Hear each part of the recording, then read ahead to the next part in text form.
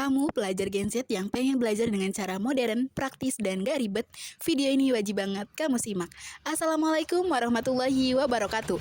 Halo Sobat Literasi, perkenalkan nama saya Anissa Nurwulandari, siswi SMA Negeri 1 Lui Munding yang lagi menyeimbangkan tugas sekolah, kegiatan sekolah, dan ulangan. Apalagi sekarang sudah hamin 2 minggu ujian TKA. Ngomong-ngomong soal tugas sekolah, kadang aku ngerasa belajar itu butuh cara baru biar lebih seru dan gak ribet. Nah, di sini aku nemu buku yang berjudul Cara Kekinian untuk Belajar karya Irfan Suryana. Buku ini ngebahas gimana cara belajar di era digital bisa lebih seru, efektif, dan fleksibel. Nah, dari semua bagian buku ini, aku lebih suka bagian canggihnya belajar di masa kini. Karena lewat bab ini, aku belajar banyak tentang metode literasi digital dan gimana teknologi bisa bikin kita lebih efisien dan relevan buat kita generasi Z.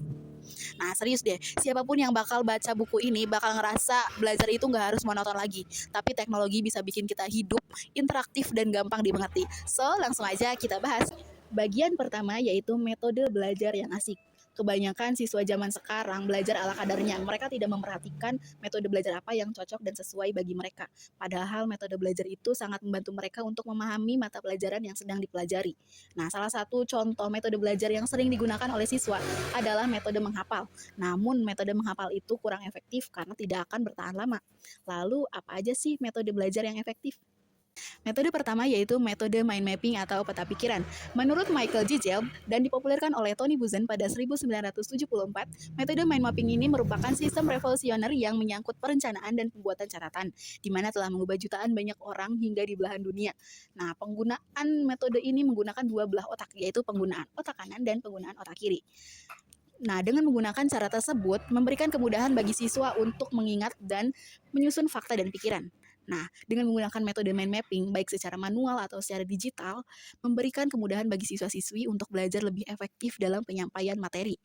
Nah, apalagi kalau misalnya secara digital itu kan aplikasi digital memberikan elemen visual seperti ikon, warna, dan gambar yang memperkuat daya ingat. Metode yang kedua yaitu study blur atau study and tumbler. Nah, siapa di sini yang suka hand lettering, membuat doodles, menggambar, atau membuat desain yang unik?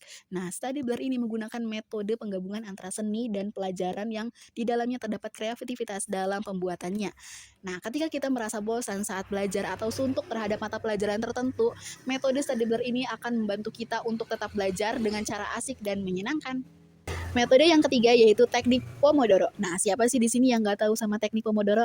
Teknik Pomodoro sering dibahas ya di media sosial karena katanya bisa bikin belajar lebih fokus dan nggak ribet. Nah, tapi tahu nggak sih ternyata teknik Pomodoro ini punya sejarah yang unik loh.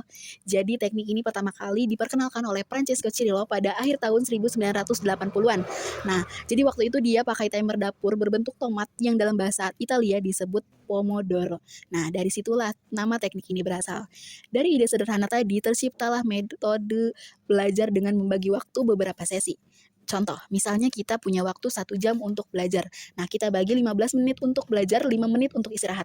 Setelah 20 kali, kita ulangi hingga 3 kali. Nah, sehingga cara tersebut bisa membuat kita membiasakan diri untuk menggunakan atau mengatur waktu dengan cepat, memanage waktu, dan terbiasa melakukan sesuatu dengan berdasarkan prioritasnya.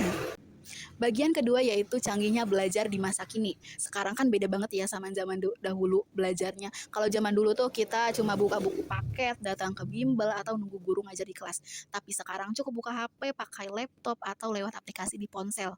Belajar bisa fleksibel banget. Nah, di sini nih e-learning muncul.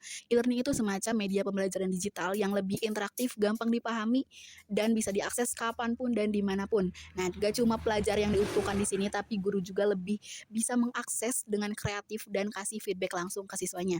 Nah, singkatnya e-learning itu semacam penggunaan teknologi dan komunikasi yang dapat meningkatkan proses belajar mengajar. Menurut Holmes dan Gardner, e-learning memberikan banyak manfaat bagi pembelajar. Di antaranya, yang pertama, e-learning menawarkan pembelajaran yang berbeda bagi mereka yang membutuhkan dukungan melek huruf berhitung dan pendidikan informasi komunikasi. Yang kedua, e-learning menciptakan komunitas praktik online yang komunitasnya terdiri dari pelajar, guru, komunitas spesialis, pakar, praktisi, dan kelompok lainnya. Yang ketiga, e-learning dapat memberikan dan dapat digunakan untuk peserta didik semuanya dalam banyak situasi, termasuk peserta didik yang kurang beruntung, berkebutuhan khusus maupun sangat berbakat dengan memiliki kurikulum khusus atau kebutuhan belajar. Manfaat yang terakhir yaitu e-learning dapat digunakan untuk semua mata pelajaran termasuk bahasa Inggris. Nah, teknologi yang semakin maju memberikan pengaruh kepada media pembelajaran, termasuk media pembelajaran bahasa Inggris. Nah, di buku ini dijelasin gimana cara seru buat belajar bahasa Inggris pakai media aplikasi. Nah, salah satu contoh yang paling keren yaitu BBC Learning English, aplikasi yang bantu kita belajar dengan cara fun dan fleksibel banget. Nah, simpelnya BBC Learning English itu aplikasi seluler yang membantu kita untuk meningkatkan 4 keterampilan bahasa Inggris.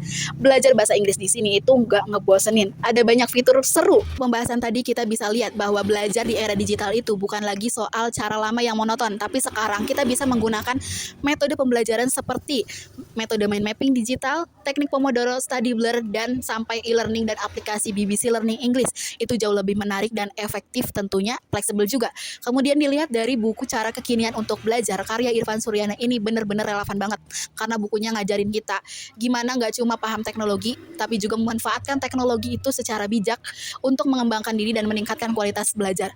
Apalagi generasi kita, generasi Gen Z itu udah akrab banget sama dunia digital. Tapi lewat buku ini kita nggak cuma jadi pengguna teknologi, tapi jadi generasi cerdas, kreatif, dan juga adaptif dalam memanfaatkan teknologi untuk belajar dan berkarya. Jadi yuk mulai sekarang kita memanfaatkan literasi digital bukan cuma untuk hiburan saja, tapi untuk belajar dan tumbuh bareng teknologi. Nah, jadi itulah sedikit cerita dari buku Cara Kekinian untuk Belajar karya Irfan Suryana. Semoga dari buku ini kita bisa belajar lebih kreatif, cerdas, dan memanfaatkan teknologi dengan bijak dan juga dengan penuh semangat. So, thank you for listening, curious people, sobat literasi. Wassalamualaikum warahmatullahi wabarakatuh.